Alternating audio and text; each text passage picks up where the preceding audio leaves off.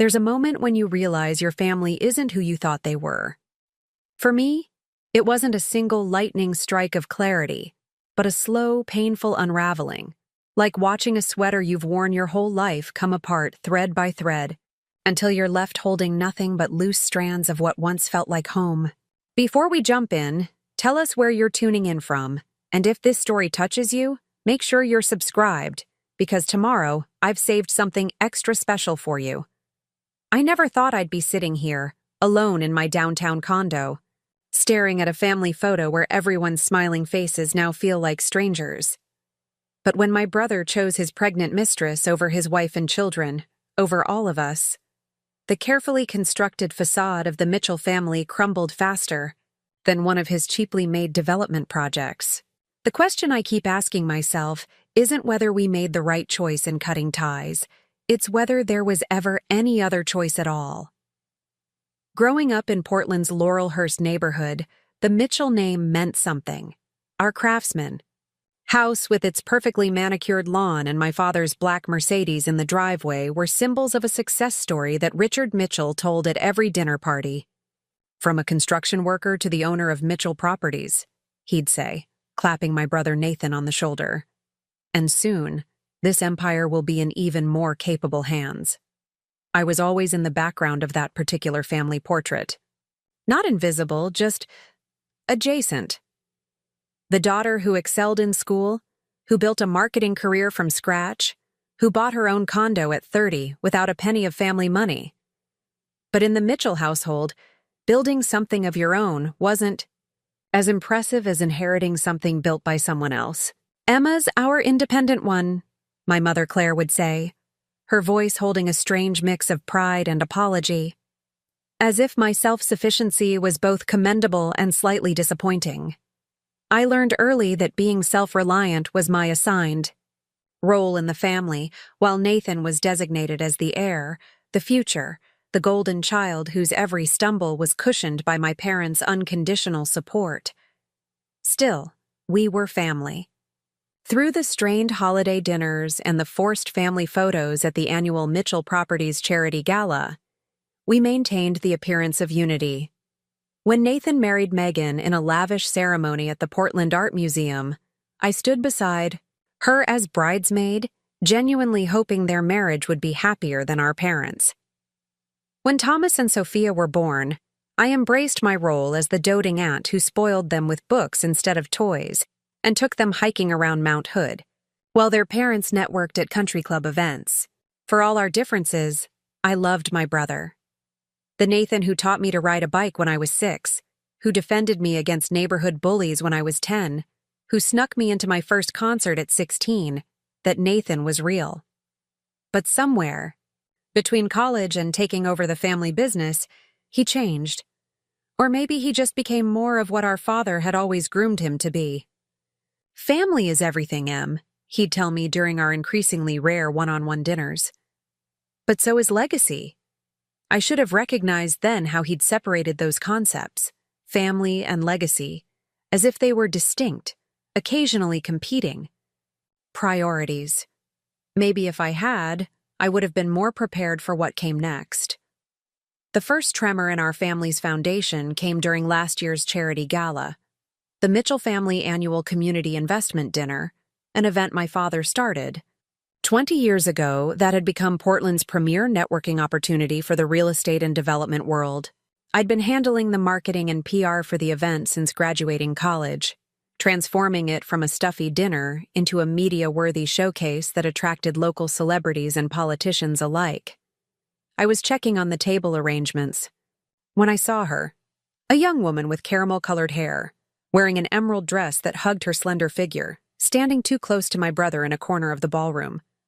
There was something in the way he leaned down to whisper in her ear, in the casual possessiveness of his hand against the small of her back, that made my stomach tighten. "Who's that with Nathan?" I asked Becca, my best friend and colleague who'd been helping me coordinate the event. Becca followed my gaze and frowned. "Some new project manager at Mitchell Properties, I think. Olivia something." "Where's Megan?" I scanned the room for my sister-in-law. "Home with Sophia. Apparently she has the flu." I nodded, trying to ignore the unease creeping up my spine. Nathan had always been flirtatious, another trait our father had casually encouraged as good for business. But this felt different. The way they moved in sync, the secretive smiles, the unnecessary touches. I knew what I was seeing, but I didn't want to name it. Later that night, after most guests had left and the staff was cleaning up, I found Nathan in our father's office, pouring himself a generous scotch. "Successful night," I said, leaning against the doorframe. "We raised almost double what we did last year." He raised his glass in acknowledgement. "Couldn't have done it without your marketing magic, Em."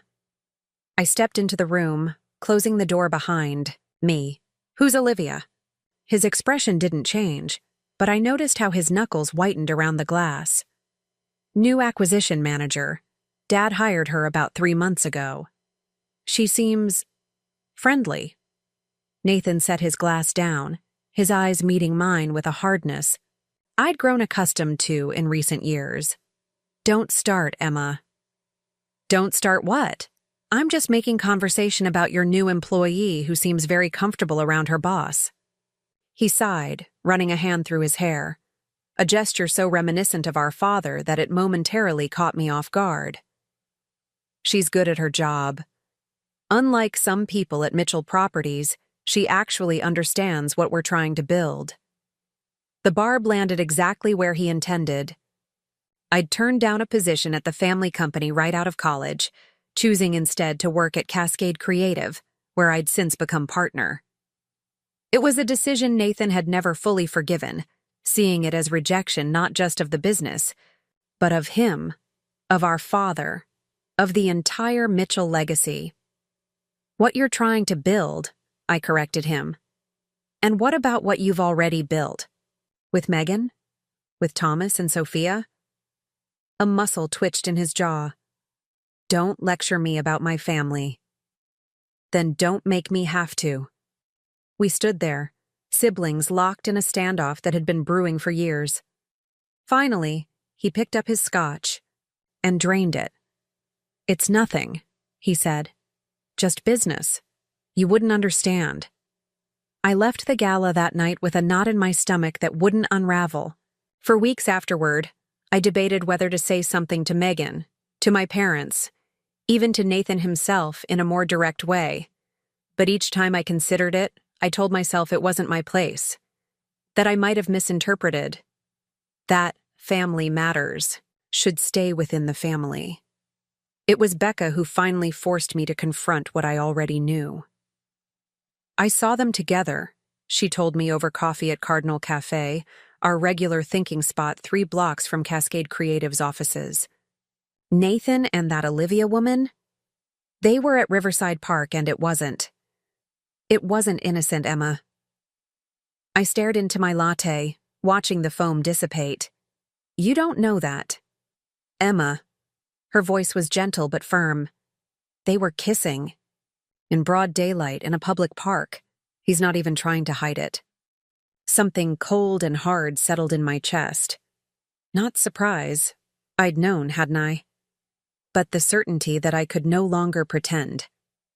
That the careful balance I'd maintained between loyalty to my brother and my own moral compass was about to collapse. "What are you going to do?" Becca asked. I didn't have an answer then. But 3 days later, my mother's tearful phone call made the decision for me. "Emma, you need to come home. Now. It's your brother. There's a situation." I arrived at my parents' house to find the driveway filled with cars. My father's Mercedes, Nathan's Range Rover, Megan's Volvo, and an unfamiliar blue Prius. Inside, the tension was thick enough to choke on. My mother sat rigid on the edge of the sofa, her hands clasped so tightly her knuckles were white. My father paced by the fireplace, his face flushed with an anger I recognized from childhood confrontations. Nathan stood by the window, arms crossed, while Megan sat in an armchair, her face pale and tear-streaked. And there, perched uncomfortably on the ottoman, was Olivia. "What's going on?" I asked, though the scene before me told me everything. I needed to know. Your brother, my father said, his voice trembling with rage, has made an announcement. Nathan stepped forward, his chin raised in that defiant way he had whenever he expected disapproval, but had already decided he didn't. Care, Olivia's pregnant. It's mine. We're going to be together. The silence that followed his declaration was deafening. I looked at Megan, whose eyes were fixed on the carpet, her hands shaking slightly in her lap. What about your wife? I asked, unable to keep the disbelief from my voice. What about Thomas and Sophia? We've discussed it, Nathan said, though his avoidance of Megan's gaze told me the nature of that discussion. We'll divorce, obviously. I'll provide for the kids. Provide? Megan's voice cut through the room, quiet but razor sharp. Is that what fatherhood means to you? Writing checks? Nathan had the decency to look uncomfortable. Of course not. I'll still see them, still be part of their lives. While you start a new family? Preparing and narrating this story took us a lot of time, so if you are enjoying it, subscribe to our channel. It means a lot to us. Now back to the story. I interrupted. While you play house with your pregnant mistress? Emma, my mother warned, but I was beyond caring about keeping the peace. No, I want to hear him explain this, I insisted. I want to hear how he justifies blowing up his family, hurting his children, humiliating his wife. Enough! My father's voice boomed through the living room. He turned to Nathan, his expression hard. This isn't how we raised you. This isn't what Mitchell men do. I almost laughed at the absurdity, as if the problem was not the affair, not the pregnancy, not the devastation caused to Megan and the children, but the potential damage to the Mitchell reputation. Nathan's jaw set in that stubborn line I knew so well. It's done, Dad. I love Olivia. We're having this baby. You can either accept it or not, but it won't change anything. My father turned to Olivia then, seeing her, really seeing her, for the first time. And you? You're comfortable tearing apart a family? Taking a father away from his children? Olivia flinched but held her ground. I didn't set out for this to happen. But I love Nathan, and this baby deserves a father who's present, who wants to be there. And what about the children who already exist? I asked. Don't they deserve that too? Emma, please. My mother's voice was strained. This isn't helping. But I couldn't stop. Years of watching Nathan get away with everything, of seeing him fail upward, of witnessing the double standards that had shaped both our lives, came boiling to the surface. This is exactly who you raised him to be, I told my father. The entitled son who gets whatever he wants, who never faces consequences, who thinks the rules don't apply to him. You created this. My father recoiled as if I'd slapped him. That's enough, Emma. No, it's not enough. I turned to my brother. What do you want from us, Nathan? Blessing? Permission? What exactly are we supposed to do with this information? Nathan looked at me, and for a moment, I saw a flicker of the brother I'd grown up with, uncertain, vulnerable, seeking approval. But it vanished as quickly as it appeared. I want you to accept my choice, he said firmly.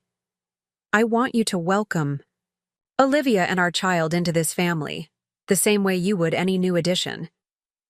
Megan made a small, wounded sound, like the air had been punched from her lungs. I moved to her side, placing a hand on her shoulder. She was trembling. That's not how this works, I said quietly. You don't get to demand acceptance for your betrayal. My father stepped between us. We need time, he told Nathan. This is a lot to process. You've sprung this on all of us, and there are considerations. The business, the family name. The business? The family name? Megan's voice rose, incredulous. Your son just told you he's leaving me for another woman. That he's starting a new family while abandoning his existing one, and you're worried about Mitchell properties? My mother reached for her hand. Megan, sweetheart, that's not what Richard meant. Yes, it is, I said, the pieces finally clicking into place. That's exactly what he meant. I looked around the room, at the people who had shaped my life. My father, the patriarchy personified, my mother, the eternal peacekeeper, my brother, the entitled heir, and now Olivia, the catalyst who had finally exposed the cracks that had always existed in our family's foundation. And Megan, smart, kind Megan, who had married into this family believing the facade, who had given Nathan 2 beautiful children and a decade of her life, only to be discarded when something newer, shinier came along. In that moment, standing in the living room where I'd grown up, I made a choice. Not just for myself, but for what I believed family should actually mean. I'm with Megan, I said, my voice steady. Whatever she needs, whatever the kids need, that's where my loyalty lies. Nathan stared at me, genuinely shocked. You're my sister. And that meant something to me, I replied. Until today. My father stepped forward, his business mediator persona taking over. Let's all calm down. No one needs to take sides. That's exactly what we need to do, I interrupted. Because this isn't a business negotiation, Dad. This is about right and wrong. And Nathan is wrong. Olivia stood up, her hand instinctively moving to her still flat stomach. I understand this is difficult, but the baby is innocent, I finished for her. Yes, the baby is innocent, just like Thomas and Sophia are innocent. But you and Nathan? You made choices that hurt people who didn't deserve it, and now you want everyone to pretend it's okay. My mother began to cry silently, tears tracking down her carefully made-up face. My father looked torn between anger and calculation. No. Doubt, already strategizing how to minimize the PR damage to Mitchell properties. Nathan just looked stubborn. The same expression he'd worn when he broke my favorite doll at age 7 and refused to apologize. I think I should go, Megan said quietly, standing up. Emma, would you mind driving me home? I don't. I don't think I should be behind the wheel right now. I nodded, grateful for the excuse to escape. As we headed for the door, my father called after us. This isn't over. We're family. We'll figure this out. I turned back one last time, taking in the tableau. My parents, Nathan, Olivia, all looking expectantly at me, waiting for me to fall in line, to prioritize family unity over everything else. Some things can't be figured out, I said. Some betrayals change everything. As I closed the door behind us, I heard my father's voice, sharp with warning. Emma, don't do something you'll regret. But walking away from that house with Megan sobbing quietly beside me, I didn't feel regret. I felt the strange, painful relief that comes with finally seeing the truth. The drive to Megan's house, the sprawling Tudor that Nathan had purchased when they were expecting Thomas, was silent except for the occasional stifled sob. I kept stealing glances at my sister-in-law, watching her hands twist the wedding ring she'd worn for 12 years. Do you want to talk about it? I finally asked as we turned onto her street. Megan shook her head, then changed her mind. Did you know? The question hit me like a physical blow. I suspected something, I admitted. At the gala, and Becca saw them together at Riverside Park. I was trying to figure out what to do when Mom called. I've known for months. Her voice was hollow, empty of the anger I'd expected. The late nights, the weekend site visits, the sudden business trips, all the classic signs.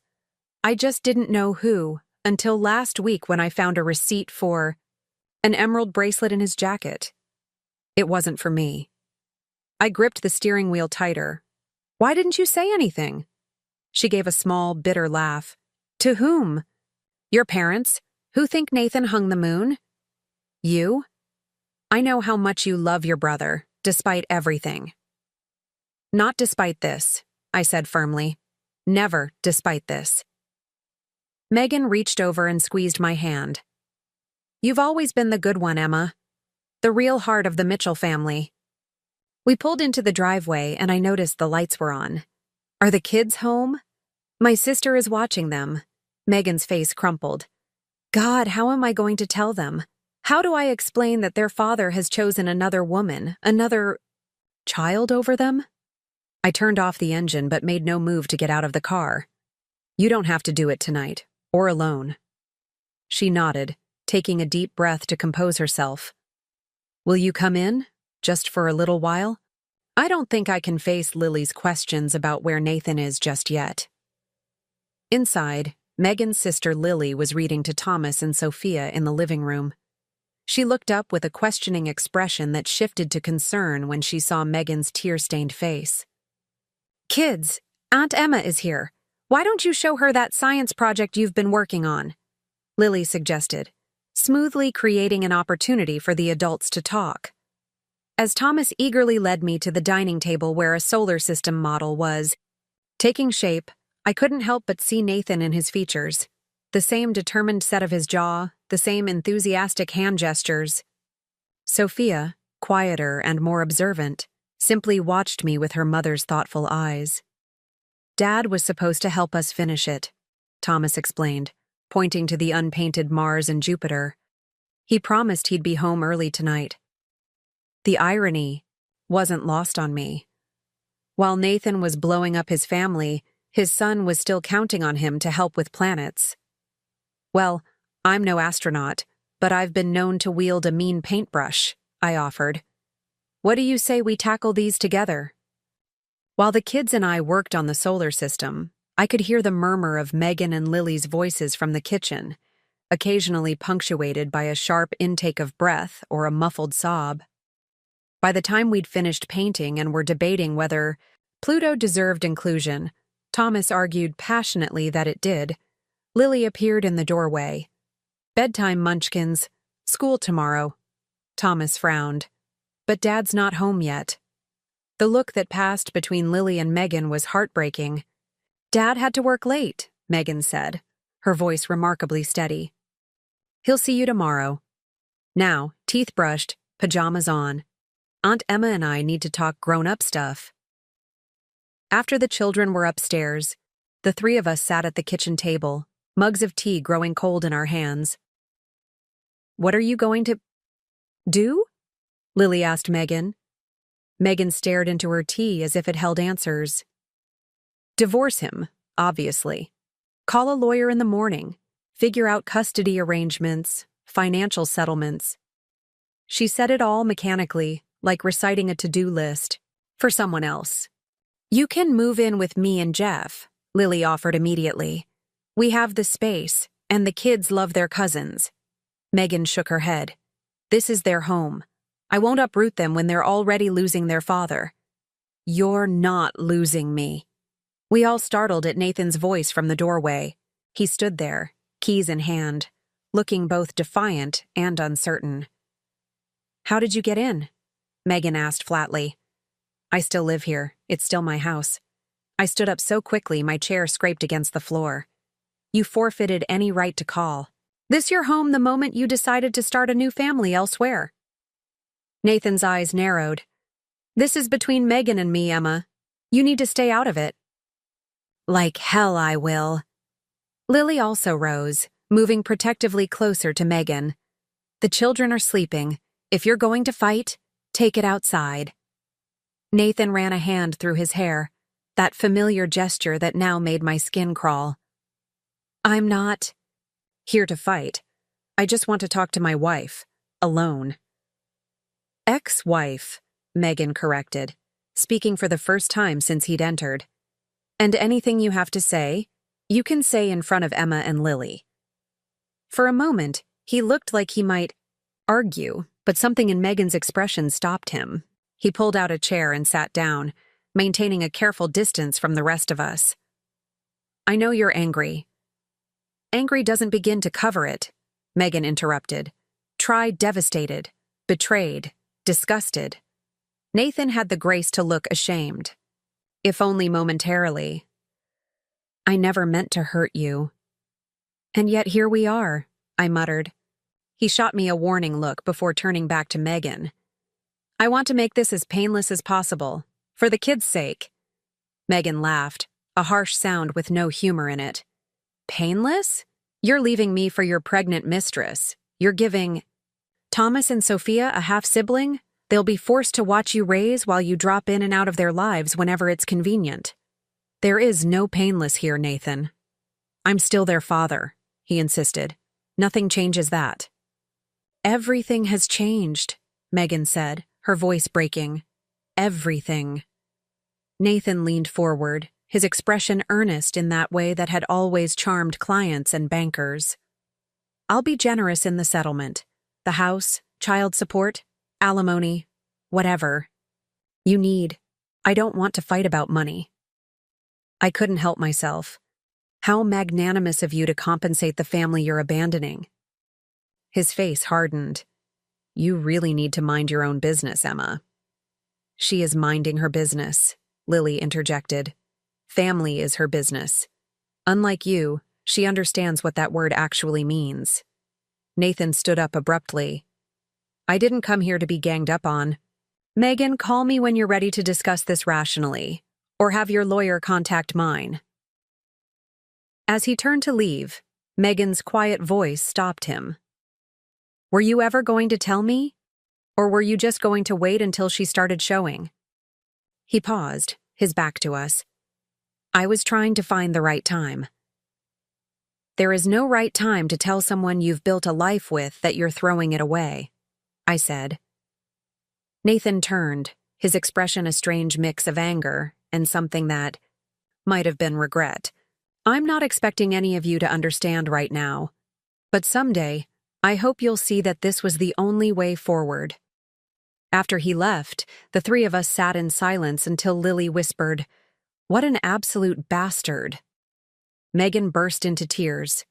Then, real ones. Not the quiet, dignified weeping from earlier, but deep, body-racking sobs that seemed to come from someplace primal inside her.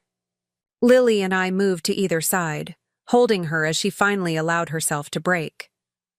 Later that night, after Lily had gone home and Megan had cried herself into fitful sleep on the couch, I sat in the darkened kitchen making calls. To my closest friend in real estate law. To the family therapist I knew through Cascade Creative's wellness program. To Becca, who listened without judgment as I poured out the whole sordid story. What are you going to do about your parents? She asked finally. I stared out the window at the moonlit garden where Thomas and Sophia played on weekends. I don't know yet. Dad's first instinct will be to protect the business, the Mitchell name. Mom will try to keep the peace, find some way to accept the my. Unacceptable. They'll probably expect me to do the same. And will you? The question hung in the air, weighted with all the years I'd compromised, smoothed things over, accepted the family dynamics that had always privileged Nathan's needs and wants above all else. No, I said finally. Not this time. My phone buzzed with a text from my father. Family meeting tomorrow, 10 a.m. at the office. Non-negotiable. The Mitchell Properties office occupied the top 2 floors of a downtown building with views of the Willamette River. I'd helped design the space years ago, one of my first projects after joining Cascade Creative. Modern but warm, it projected exactly the image my father wanted. Successful, established, but not ostentatious. Portland money, not California money, as he liked to say. When I arrived the next morning, the receptionist, who'd known me since I was in high school, gave me a sympathetic smile that told me news had already spread. They're in the conference room, she said quietly. All of them. All of them, as it turned out, included Nathan and Olivia. My mother sat at one end of the long table, her posture perfect as always, her face a careful mask. My father stood at the head, hands planted on the polished wood, looking every inch the patriarch. Nathan and Olivia sat side by side, their hands linked on the table in a deliberate display of unity. "Where's Megan?" I asked, remaining in the doorway. "This is a Mitchell family matter," my father replied. "Megan is family." "Not anymore," Nathan said quietly. The casual cruelty of those 3 words stole my breath. I walked slowly to the table and took a seat directly across from my brother. "Then I shouldn't be here either," I told them. "Because if Megan's not family, neither am I." My mother made a small, distressed sound. "Emma, please. This is difficult enough without dramatics." "Stating my position isn't being dramatic, Mom. It's being honest. Something this family could use more of." My father cleared his throat. "We're here to discuss how to move forward in a way that minimizes damage to everyone involved, especially the business." Of course. The business. Always the business. "Let me guess," I said, unable to keep the bitterness from my voice. "You've got a PR strategy, a way to spin this so Nathan doesn't come off as the selfish, cheating bastard he is." "Emma!" My mother looked genuinely shocked. "What would you call it, Mom? What pretty words would make this situation palatable to you?" My father stepped in, his voice measured. "Nathan has made a personal choice that affects his marriage. It's unfortunate, but divorces happen. Our concern now is ensuring that Mitchell Properties doesn't suffer, that our clients and partners don't lose confidence in us because of personal matters." "Personal matters," I repeated. "Is that what we're calling it when someone abandons their wife and children for their pregnant employee?" Nathan leaned forward. "I'm not abandoning my children. I will always be their father. A father who lives with another woman and her baby. A father who breaks promises, who teaches them that commitment means nothing, that family is disposable." "That's unfair," Olivia spoke up for the first time, her voice surprisingly steady. "Nathan loves Thomas and Sophia.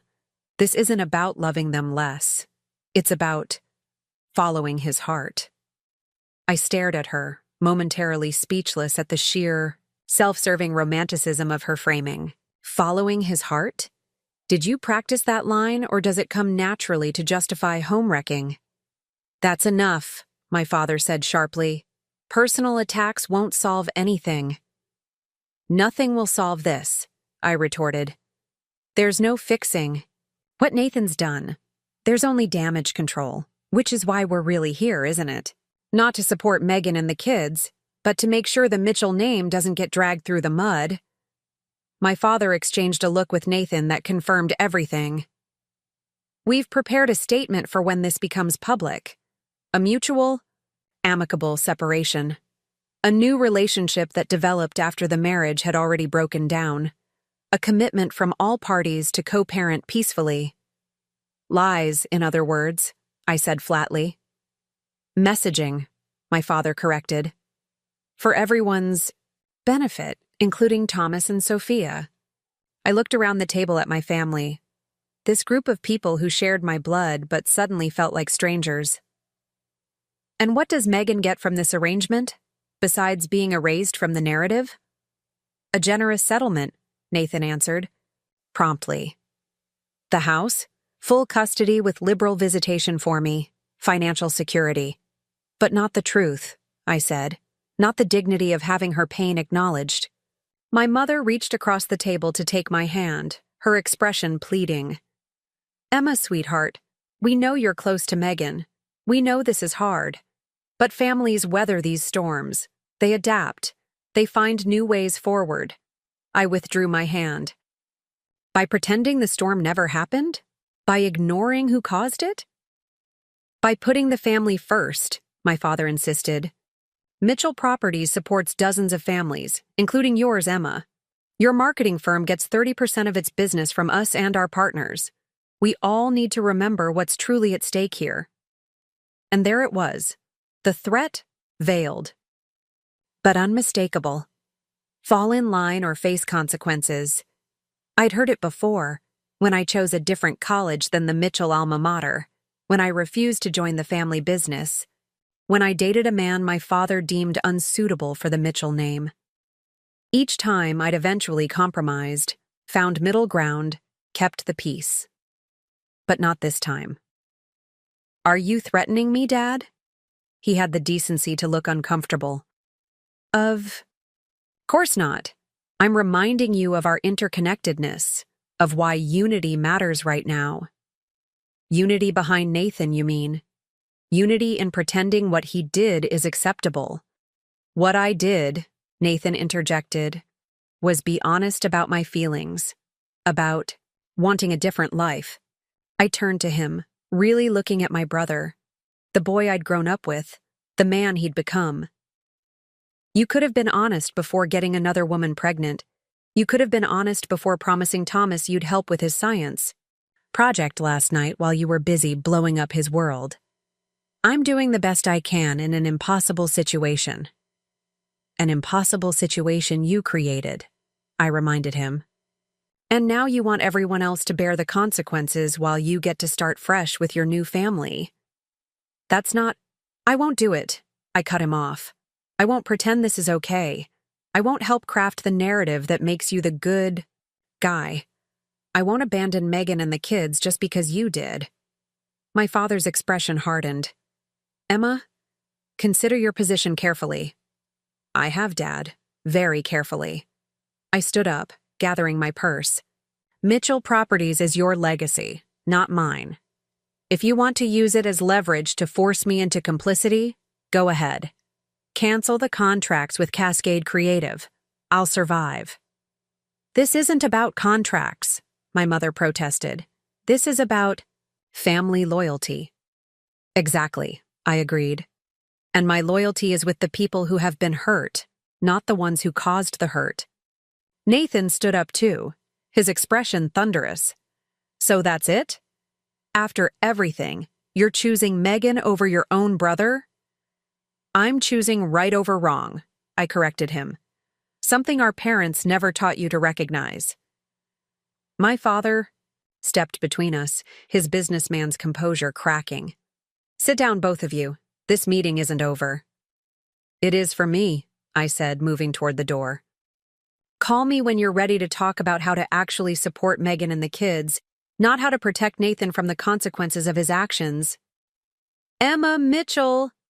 My father's voice boomed across the conference room with the authority that had intimidated partners and competitors alike for decades. If you walk out that door, there will be repercussions. I paused at the threshold, turning to face my family one last time. There already are, Dad. For everyone except the person who deserves them. The next week passed in a blur of lawyers, therapists, and logistics. Megan, once the initial shock had subsided, transformed her pain into a focused determination that both surprised and impressed me. She hired Portland's most formidable divorce attorney, arranged emergency therapy sessions for the children, and began methodically documenting every aspect of the family's finances. I spent every spare moment helping, sitting with Thomas and Sophia while Megan met with lawyers, running interference when Nathan tried to see the kids before they were ready, fielding concerned calls from mutual friends who'd heard rumors but didn't know what to believe. You don't have to do all this, Megan told me one evening as we sat on her patio, glasses of wine in hand after the children were asleep. They're your family too. I know how hard this must be for you. I watched the sunset paint the sky in hues of pink and gold. They're making their choices. I'm making mine. She studied me for a long moment. Have you spoken to your parents since the meeting? Mom's called. I haven't answered. I swirled the wine in my glass. Dad sent a series of increasingly ominous emails about family duty and considering all perspectives. And Nathan? I shook my head. Not directly. His lawyer contacted Cascade Creative yesterday. They're terminating our contract for the downtown development project. Megan's eyes widened. They can't do that. You've already done months of work. They can with the right termination fee, which they've paid. I tried to keep my voice casual, though the loss of Mitchell Properties as a client had sent shockwaves through my firm. It's fine. We'll recover. It's not fine, Megan insisted. They're punishing you for standing with me. I couldn't deny it. The message from my father and brother couldn't have been clearer. Fall in line or face consequences. A test of wills and values that had been building for years. Let them, I said finally. If that's the kind of family they want to be, I'm better off without them. Megan reached across the table to squeeze my hand. You know the kids, and I will always be your family, right? No matter what happens with Nathan, with the divorce, you'll always have us. Her words brought unexpected tears to my eyes. I know. The following Sunday, I was helping Thomas practice for his spelling bee when the doorbell rang. Megan, who'd been sorting through photo albums in preparation for a mediation session, gave me a questioning look. Expecting someone? I shook. My head. Maybe Lily? When Megan opened the door, my mother stood on the porch, looking smaller and older than I remembered. She clutched her handbag with white-knuckled hands. Claire, Megan said, her voice carefully neutral. This is unexpected. I need to speak with my daughter, my mother replied, peering around Megan to where I stood in the hallway. I'll be in the backyard with Thomas, Megan told me, giving my arm a supportive squeeze as she passed. My mother stepped inside hesitantly, as if entering foreign territory, though she'd been to this house countless times for birthdays, holidays, Sunday dinners. I led her to the living room, where we sat on opposite ends of the sofa. How are you, Mom? She smoothed imaginary wrinkles from her skirt. I've been better. The situation, it's taking a toll on everyone. I waited, suspecting she hadn't. Come just to share that observation. Your father is beside himself, she continued when I didn't respond. The board is asking questions. Partners are calling. People talk, you know, especially in this city. I'm aware. She looked around. The living room, her gaze lingering on the family photos that still included Nathan. How are they? The children? Confused, hurt, angry. All the things you'd expect when your father chooses another family over you. My mother winced. It's not that simple, Emma. It really is, Mom. From their perspective, it's exactly that simple. She sighed, reaching into her purse to extract an envelope.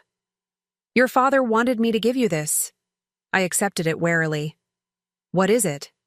An opportunity to reconsider your position.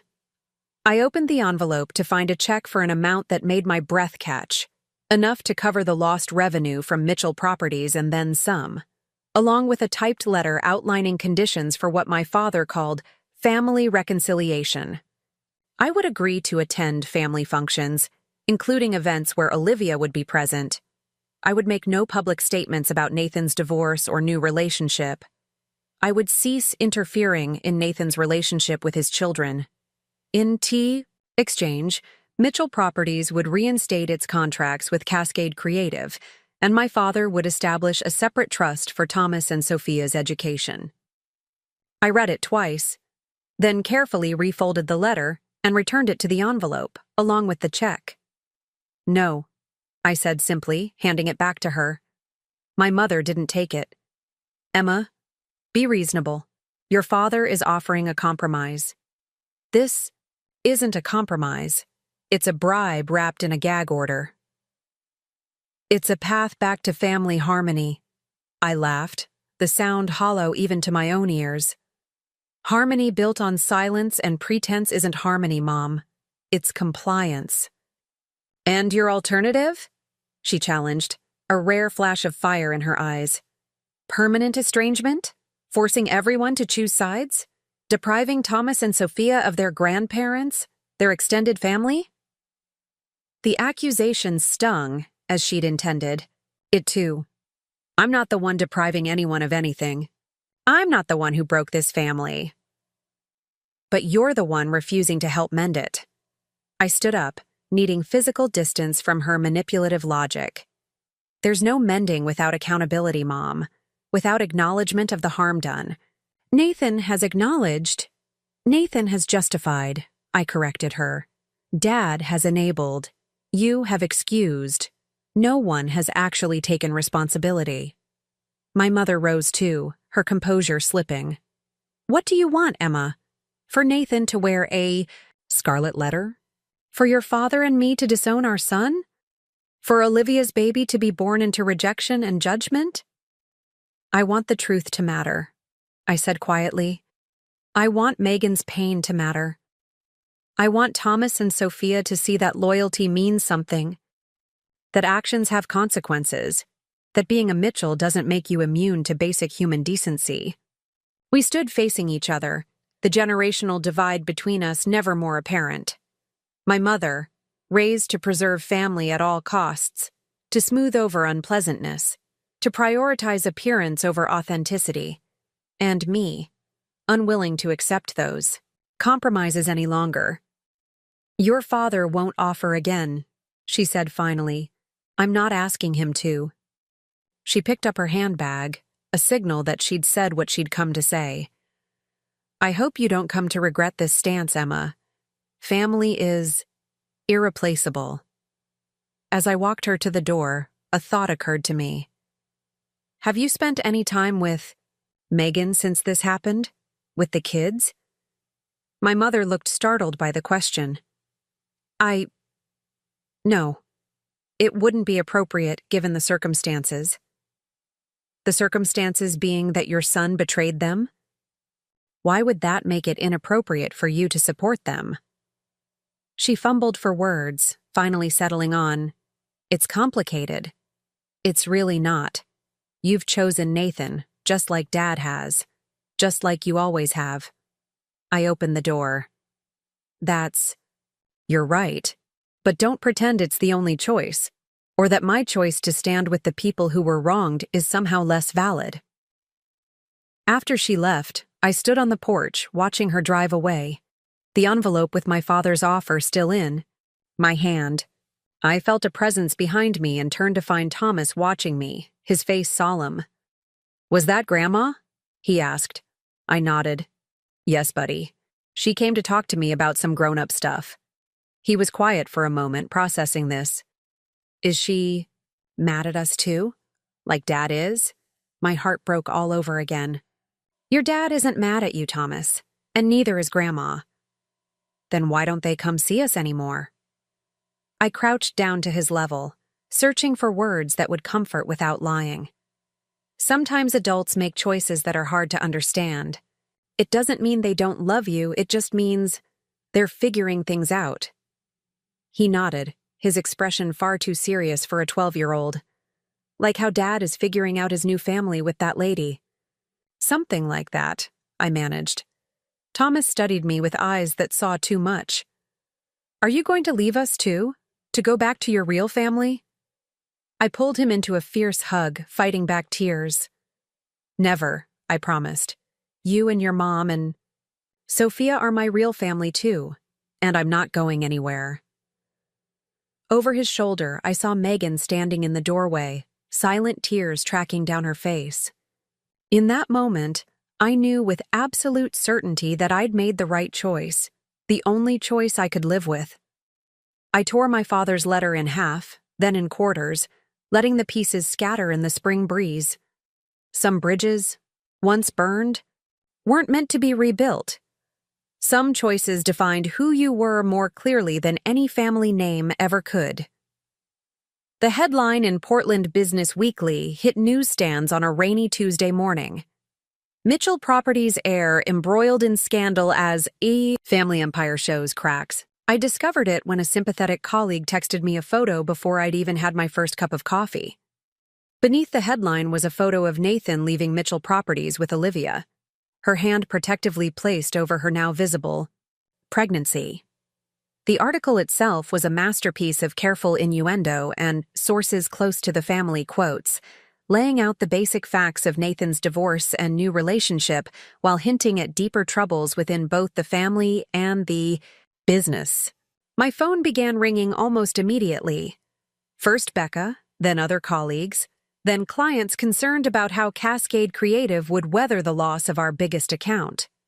I answered what calls I could, delegated others to our PR manager, and silenced the rest. By noon, the story had spread to local news sites. By dinner, it had made it to the Portland social circuit's gossip networks. The carefully controlled narrative my father had tried to construct was unraveling in real time. I was reviewing portfolio options for a new client when Becca appeared in my office doorway, her expression grim. "Your brother's here." I looked up from my laptop in surprise. "Nathan, here at Cascade?" She nodded. "In the lobby. I told reception I'd check if you were available." "I'm not," I said automatically, then reconsidered. "Actually, send him in. Let's get this over with." A minute later, Nathan strode into my office, looking both impeccably dressed and utterly exhausted. Dark circles shadowed his eyes, and his normally perfect hair showed signs of agitated finger combing. "Have you seen it?" he demanded without preamble. "The article?" "Yes." He paced in front of my desk. "It's a hatchet job, full of half-truths and speculation. They're making it sound like the company's on the verge of collapse." "Is it?" I asked neutrally. "Of course not," he snapped. "But perception matters in this business. You know that better than anyone. 3 investors have already called Dad this morning, expressing concerns." I leaned back in my chair. "And you're here because we need to present a united front. Dad's calling a press conference tomorrow to address the rumors, show that the Mitchell family is solid despite personal matters." He made air quotes around the final phrase. "And you want me there, standing beside the family that cut me off." Nathan had the grace to look uncomfortable. "That was a misunderstanding. Dad was upset. He's willing to reinstate Cascade's contracts. No strings attached. No strings except public support for you and the company." "Is that so much to ask? We're still your family, Emma." I studied my brother, trying to reconcile the boy I'd grown up with and the man before me. "When's the last time you saw your children?" He stiffened. "What does that have to do with anything?" "Everything. When did you last see Thomas and Sophia?" "Megan's making it difficult," he hedged. "Her lawyer suggested we keep contact minimal until the custody arrangement is finalized." "So you've let a suggestion from a lawyer keep you from your children for what, 2 weeks now?" He looked away. "It's complicated." "And Olivia? How's she doing with all this public attention?" A flash of genuine emotion crossed his face. Worry, tenderness. "It's been hard on her. The stress isn't good for the baby." "I see," I said quietly. "So you're concerned about Olivia and your unborn child, but your existing children are a complication to be managed through lawyers." "That's not fair." "No, it's not," I agreed. "None of this is fair. Not to Megan, not to your children, not even to Olivia, who got involved with a married man and is now facing the public consequences. The only person this situation has been fair to is you, Nathan. You get to start over, build a new family, while everyone else deals with your wreckage." He slammed his hand on my desk. "I didn't come here to be lectured. I came to ask for your help. As my sister, as a PR professional, as someone who supposedly cares about this family. I do care. That's why I won't help you sweep this under the rug." I stood up, meeting his height. "If you want to improve the Mitchell family image, try being a better father to the children you already have. Try acknowledging the pain you've caused instead of hiding behind lawyers and press conferences." "So that's a no." "That's a no." He turned to leave, then paused at the door. "Dad was right about you. Always on your moral high horse, always thinking you know better than everyone else. For someone so concerned with family loyalty, you've been awfully quick to turn your back on your own." The irony was so thick I almost laughed. "That's rich coming from you." "Olivia's having a girl," he said abruptly. We found out last week. Your niece. But I guess you don't care about that either. The unexpected news hit me like a physical blow. A niece. Another child in this fractured family, innocent of the circumstances of her conception. Congratulations, I said, my voice softer than I intended. I hope you're a better father to her than you've been to Thomas and Sophia lately. After he left, I sat at my desk for a long time, staring out at the Portland skyline through the spring rain. A girl. A new Mitchell. Another life entangled in this mess. Whatever my feelings about Nathan and Olivia, the child deserved none of my anger or judgment. I was still lost in thought when Becca returned, closing the door behind her. That looked intense, she observed. Nathan wants me at a family press conference tomorrow, standing united behind Mitchell Properties and, by extension, him. And you said no. I nodded. I said no. Becca sat in the chair Nathan had vacated. Emma, we need to talk about the business implications of all this. We've lost 3 other clients this week, all with ties to Mitchell Properties. My stomach dropped. Which ones? Riverfront Development, Hawthorne District Renovation, and Summit Investments just called to postpone their campaign launch. I closed my eyes briefly. Nearly 40% of our revenue, gone in a matter of days. My father's influence in Portland's business community ran deep, and he was clearly using it. We'll recover, I said with more confidence than I felt. We're the best creative firm in the city. Other clients will come. We've got enough runway for maybe 4 months, Becca said bluntly. After that, we start laying people off. The reality of what my stance against my family might cost wasn't just personal anymore. Cascade Creative employed 27 people, all of whom depended on their paychecks to support themselves and their families. I'll figure something out, I promised, though I had no idea what that might be. Later that evening, I arrived at Megan's to find her sitting at the kitchen counter with a glass of red wine and the same Portland Business Weekly spread before her. You've seen it, I said unnecessarily. Hard to miss. She took a sip of wine. Sophia's friend's mother called today to express her sympathy and get the real story. And I winced. I'm sorry. Don't be. It was inevitable. She pushed the magazine away. Nathan called. He wants to see the kids this weekend. Are you okay with that? It doesn't matter if I'm okay with it. They're his children, too. She sounded exhausted. Thomas wants to go. Sophia says she doesn't, but I think she's just afraid of upsetting me. I sat beside her at the counter.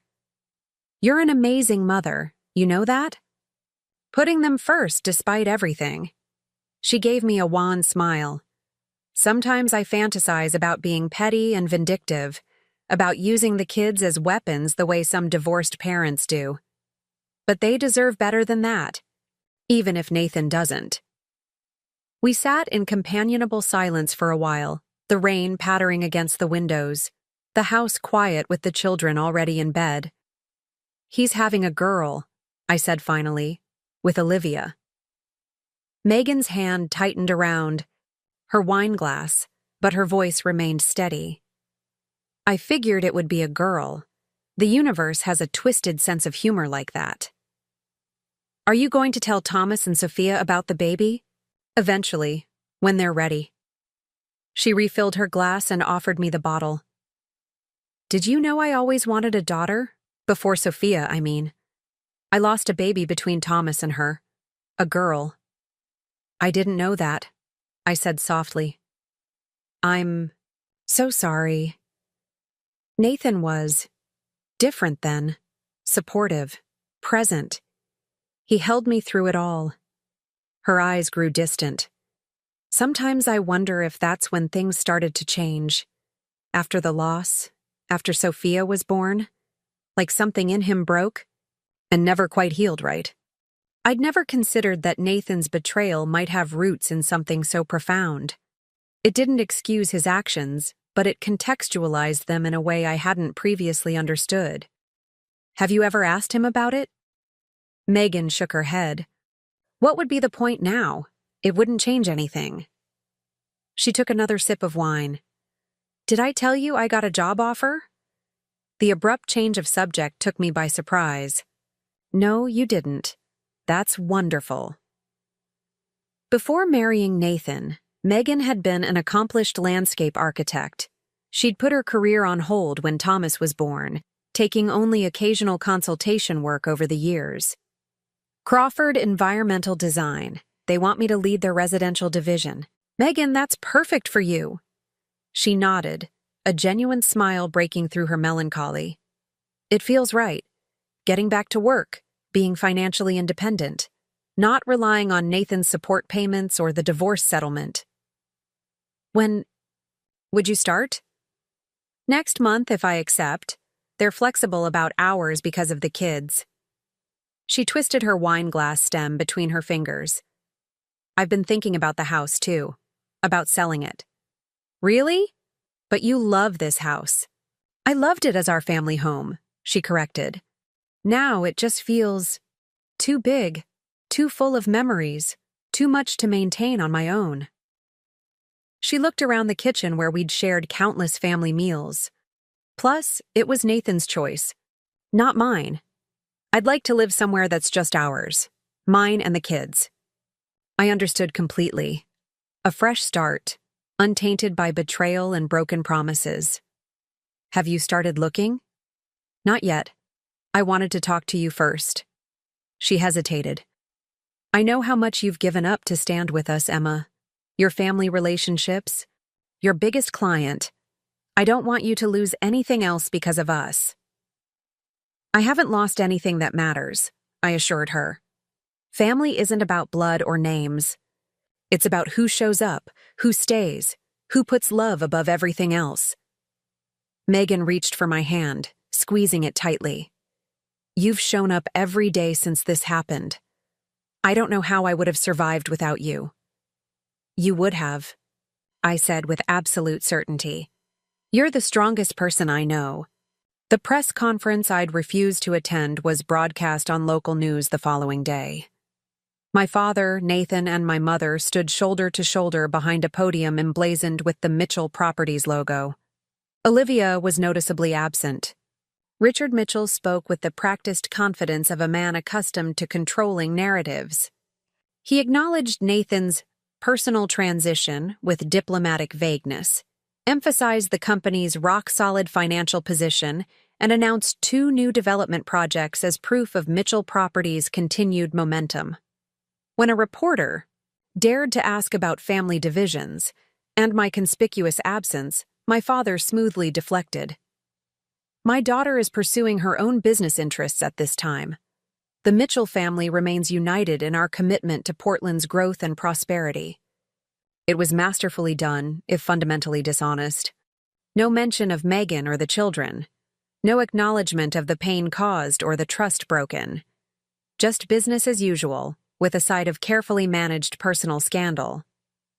I watched the broadcast from my office, feeling strangely detached, as if observing a play about characters who resembled people I once knew. The father who'd taught me to ride a bike was now a polished corporate performer, spinning half-truths with practiced ease. The brother who'd once been my closest confidant stood beside him, complicit in the airbrushing of his own failures. That evening, I received a text from an unexpected source. Olivia, thank you for not talking to the press. I know you could have made this much worse for all of us. I stared at the message, unsure how to respond. On one hand, her thanks seemed presumptuous, as if my silence was for her benefit rather than a desire to protect Thomas and Sophia from additional public exposure. On the other hand, the simple acknowledgement of what I hadn't done was more recognition than I'd received from anyone else, in my former family. That's not my style, I finally replied. This situation is painful enough without adding media fuel to the fire. Her response came quickly. Nathan says you hate me. I understand why you would. I considered ignoring this, ending. the exchange before it became complicated, but something, curiosity perhaps, or a desire to understand the woman who had unwittingly become the catalyst for my family's implosion, made me continue. I don't hate you, I wrote. I don't even know you. I hate what happened and how it happened. I hate the pain it's caused people I love. 3 dots appeared, disappeared, appeared again. Finally. I never meant to break up a family. By the time I found out I was pregnant, things between us were already serious. He told me his marriage was over in all but name, the classic line. I wondered if she truly believed it or just needed to in order to live with her choices. I've heard that before, I replied. Another pause, then. Would you meet me? Just once, just to talk. I'm not asking for forgiveness or approval. Just a chance to be seen as something more than the pregnant mistress. The request caught me off guard. Of all the scenarios I'd imagined for how this family drama might unfold, having coffee with Olivia Parker had never crossed my mind. My instinct was to refuse, out of loyalty to Megan, out of anger at the situation, out of fear of being pulled back into the Mitchell family orbit. But another part of me, the part that had always tried to see all sides of a story, that had built a career on understanding different perspectives, was undeniably curious. Who was this woman my brother had chosen over his family? What did she see in him that was worth such a price? I need to think about it, I wrote finally. I understand. The offer stands whenever you're ready. I put my phone down, unsettled by the exchange. Meeting Olivia felt like a betrayal of Megan. Not meeting her felt like refusing to acknowledge a reality that wasn't going away. The baby, my niece, would be born in a few months. She would be Thomas and Sophia's half-sister, a permanent connection between 2 fractured families. The next morning, I called Megan. Olivia asked to meet me, I said without preamble. Just talk. The silence on the other end of the line stretched for so long I thought we might have been disconnected. Are you going to? Megan asked finally, her voice carefully neutral. I wanted to talk to you first. If you're not comfortable with it, I won't. Another long pause. Why does she want to meet you? She says she wants me to see her as something more than the pregnant mistress. Her words, not mine. Megan made a sound that might have been a laugh or a sigh. Ironic, considering that's exactly what she is. I know. But you're curious. I didn't deny it. She's going to be in our lives in some way, through the kids, through Nathan. And she's carrying my niece. You don't need my permission, Emma. No, but I need to know it won't hurt you. Your feelings matter more to me than my curiosity. The line went quiet again, and I could almost see Megan, weighing her response, considering all angles as she did with every decision.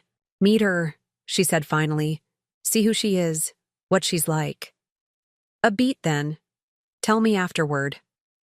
We arranged to meet at a small coffee shop in the Pearl District, far from both Mitchell properties and the neighborhoods where Nathan and Megan lived. Neutral territory. I arrived early, choosing a table in the corner with a clear view of the door. Olivia entered at precisely 10 a.m., scanning the room until she spotted me. She wore a simple navy maternity dress that accentuated her 5-month pregnancy, her caramel hair pulled back in a neat ponytail. Up close, she looked younger than I'd remembered from the gala, barely 30. Thank you for meeting me, she said, sliding into the seat across from me. I wasn't sure you would. Neither was I admitted. A barista approached, and Olivia ordered herbal tea. I noticed she didn't wear any jewelry except small pearl earrings. No flashy gifts from Nathan, at least not on display. Once we were alone again, an awkward silence fell between us. What exactly did one say to the woman who was having a baby with your married brother? How are you feeling? I asked finally, gesturing vaguely toward her bump. Physically? Fine. The morning sickness passed. Now I'm just... She placed a hand on her stomach. Growing. And emotionally? Her eyes met mine directly. Complicated. Happy about the baby. Stressed about the circumstances. Guilty about the pain caused. Angry about being reduced to a stereotype. She paused. Afraid of raising my daughter in a family that might always see her as the product of something shameful. Her honesty surprised me. I'd expected defensiveness, perhaps rehearsed justifications for her relationship with Nathan. Not this raw acknowledgement of the situation's complexity. "You must hate me," she said when I didn't immediately respond. "I told you before, I don't hate you. I don't even know you. But you blame me." I considered this carefully. I blame Nathan more. He's the one who broke vows, who had existing responsibilities. But you knew he was married. She didn't deny it. He told me things were over with Megan in all but name, that they'd been living separate lives for years, staying together for the children and appearances. The familiar excuse again. And you believed him? I wanted to. A flicker of self-awareness crossed her face. Maybe I should have questioned it more, asked why, if his marriage was so dead, he hadn't actually ended it before starting something with me. Maybe, I agreed. She stirred her tea slowly. I didn't plan to get pregnant. We were careful, but when it happened... She trailed off, then tried again. I've always wanted children. I'm 34. The timing wasn't ideal, but the fact that it was Nathan's baby felt right, somehow, like it was meant to be.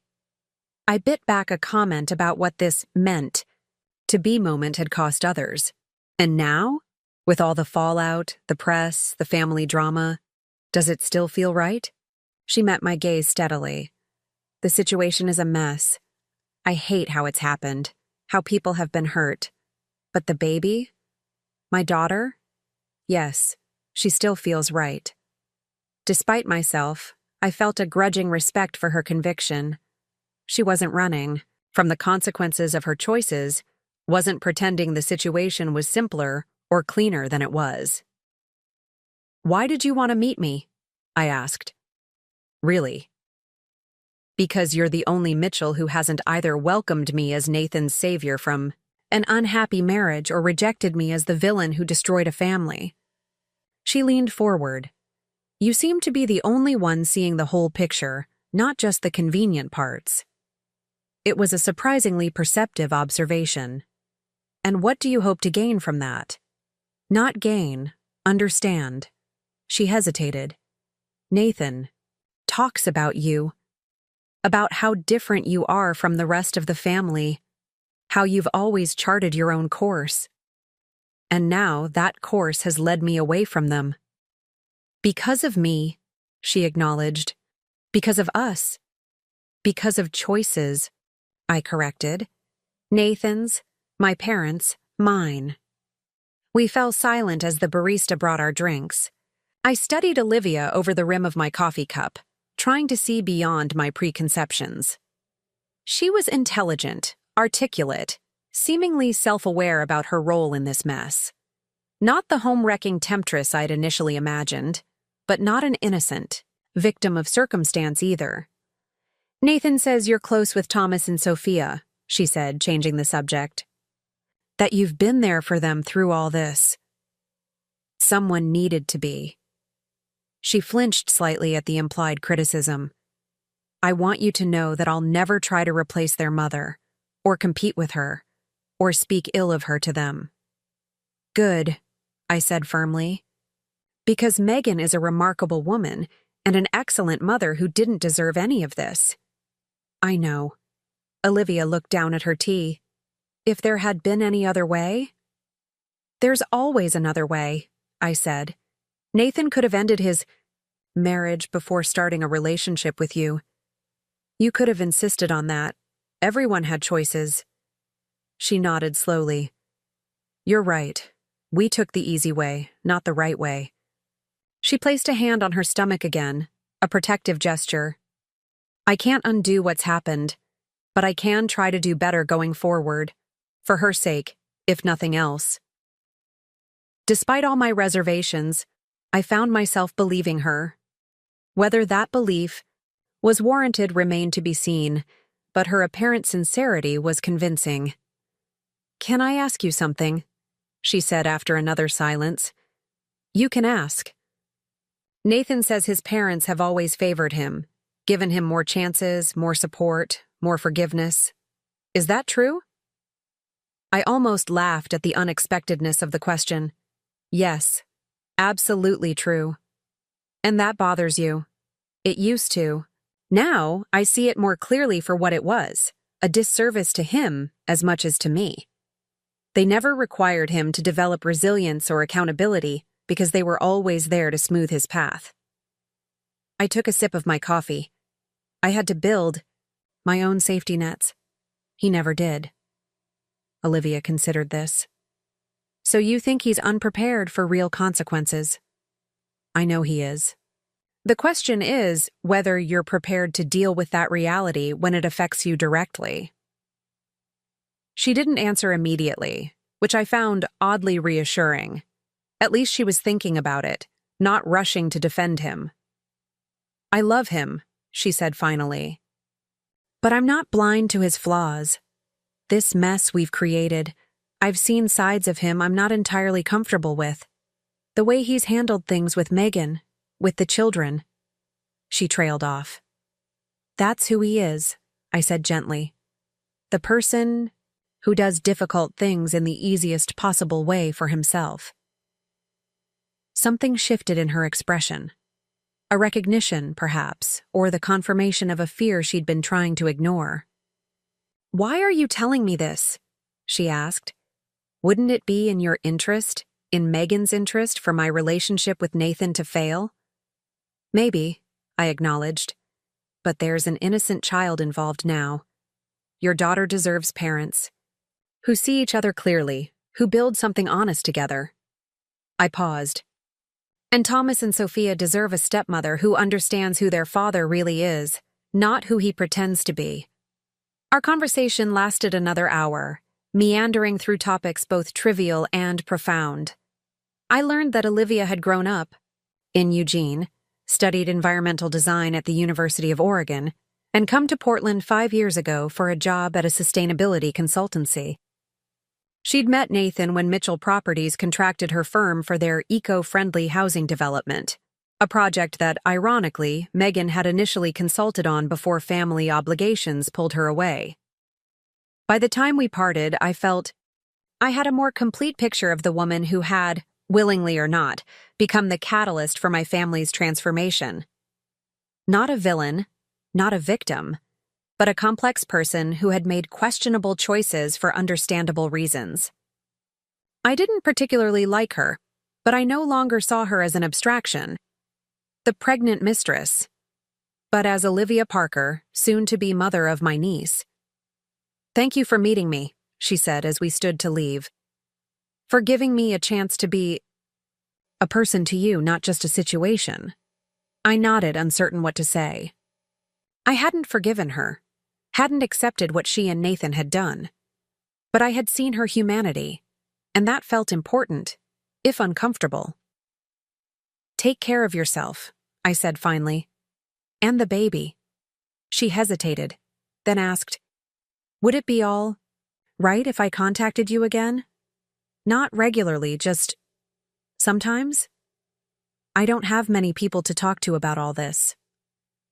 The request put me in an impossible position. Maintaining contact with Olivia felt disloyal to Megan, yet completely cutting her off meant closing a door to my future niece. "Let me think about it," I said. "This is all still very fresh." She nodded in understanding, and we parted ways outside the coffee shop. As I watched her walk away, one hand resting protectively on her growing bump, I felt a complex mix of emotions I couldn't quite unravel. Anger and compassion, judgment and understanding, all tangled together like the complicated family ties that now connected us despite everything. The next weekend brought a milestone I'd been dreading. Nathan's first overnight visit with Thomas and Sophia. Megan had prepared them as best she could, explaining that they would be staying at Dad's new apartment, and yes, Olivia would be there. But no, they didn't have to hug her if they didn't want to. "It's just 2 nights," she told me Friday afternoon, as we packed their overnight bags. 48 hours, they'll be fine. I wasn't sure if she was trying to convince me or herself. Thomas seemed excited about the visit, curious about his father's new home, asking if he'd have his own room. There, Sophia was more reserved, folding her clothes with meticulous precision, her face a careful mask that reminded me painfully of my mother. "What if I don't like it there?" she asked quietly when Megan stepped out of the room. I sat beside her, on the bed. "Then you call Mom or me and we'll come get you." She nodded, carefully placing her stuffed rabbit in the bag. "Will Olivia be nice to me?" "I think she'll try very hard to be," I said honestly. "Are you worried about meeting her?" Sophia considered this with the seriousness only a 10-year-old could muster. "I'm worried she'll try to be my new mom, or that Dad will love her baby more than us." My heart broke a little at her perceptiveness. "Your dad loves you and Thomas very much," I said, choosing my words carefully. "And no one could ever replace your mom. Olivia knows that." "Have you met her?" I hesitated, unsure how much to share. "Yes, once." "Is she pretty?" I searched for a neutral description. "She seems nice. And she's going to have a baby, your half-sister." Sophia's small face scrunched in confusion. "Will the baby be my sister or not? Why, half?" I wrapped an arm around her shoulders. "She'll be your sister because you share a dad. Half just means you don't share the same mom too. Like how you and Dad are brother and sister, but you don't act like it anymore?" Children had an uncanny ability to cut straight to the heart of adult complications. Something like that. But your relationship with your sister will be different. You'll get to help decide what kind of sisters you want to be to each other.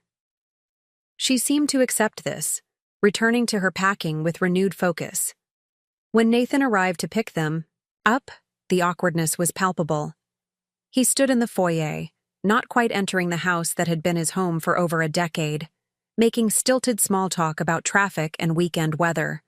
Thomas bounded down the stairs with his backpack, eager, despite everything.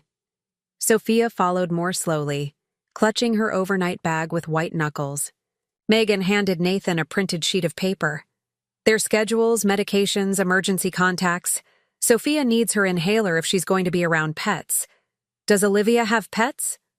Nathan looked momentarily blank, as if he'd never considered this question. "A cat, I think, but it's hypoallergenic." "No cat is truly hypoallergenic," Megan said tightly. "Just make sure the inhaler is accessible." He nodded, folding the paper into his pocket without reading it. "We'll be fine. I've taken care of my own kids before." The comment hung in the air, a reminder of how much had changed. These were his kids, but he hadn't taken care of them alone for more than a few hours in recent memory. Megan had always been the primary caregiver, the one who knew about inhalers and allergies and favorite bedtime stories. "Call if you need anything," I told the children, crouching to give each a tight hug. "Anytime, day or night." "They'll be too busy having fun," Nathan said with forced cheer. "I've got the new PlayStation set up, and we're going to that trampoline park tomorrow." Thomas brightened, but Sophia just clutched her bag tighter. As they walked toward Nathan's Range Rover, she turned back once, her small face a study in uncertainty. I waved encouragingly, holding my smile until they drove away. Megan and I stared at the empty driveway for a long moment. "They'll be okay," I said, trying to sound confident. "I know," she replied. But neither of us moved from the doorway for several minutes, as if our continued vigil could somehow protect Thomas and Sophia as they entered this new chapter of their fractured family life. That night, Megan and I ordered takeout and opened a bottle of wine, both of us checking our phones with embarrassing frequency. When Thomas finally called at bedtime, we put him on speaker. "Dad's apartment is really big," he reported. "And it has a pool in the building. And Olivia made tacos for dinner." "That sounds nice," Megan said, her voice admirably steady. "Did you brush your teeth?" "Dad said I could do it in the morning." I saw Megan's jaw tighten, but she didn't. Comment on this departure from routine. "Is Sophia there? Can I say goodnight to her too?" "She's in her room. She said her tummy hurts." Megan and I exchanged concerned glances. "Can you ask Dad to put her on the phone, please?" We heard muffled conversation, then Sophia's small voice. "Hi, Mom." "Hey, sweetheart. Thomas says you're not feeling well?" My stomach hurts. Her voice was thin and slightly tremulous. And I forgot Hoppy. Hoppy was the stuffed rabbit she'd slept with since infancy. "Oh, honey, do you want me to bring him over?" Nathan's voice interrupted in the background. "She's fine, Megan. Kids forget things. She'll survive one night without a stuffed animal." Megan's knuckles whitened around her wine glass, but her voice remained gentle. "Sophia, is it a bad tummy ache or just a little one?" "Just little," Sophia said, though something in her tone suggested otherwise. "Dad says I'm just nervous about the new place." "That's probably true," Megan agreed. "New places can make our tummies feel funny. Do you want to come home?" "It's okay if you do." Nathan's voice again, louder this time. "She doesn't need to come home. She's fine. We're all fine." I found myself clenching my fists at his dismissive tone. This was exactly what I'd feared. Nathan prioritizing the appearance of a successful first visit over his children's actual needs and feelings. "Let me talk to your dad," Megan said finally, her patience clearly wearing thin. The phone rustled, then Nathan came on the line. "She's fine, Megan. You're making it worse by suggesting she can bail at the first sign of discomfort." "She's 10, Nathan. And she's dealing with her parents' divorce, her father's new girlfriend, and sleeping in a strange place. If she wants to come home, I'm coming to get her." And undermine my relationship with her even further? Great co-parenting. I could practically hear Megan counting to 10 before she responded. "Put Sophia back on, please." More rustling. Then Sophia's voice again. "Mom?" "Sweetheart, listen to me.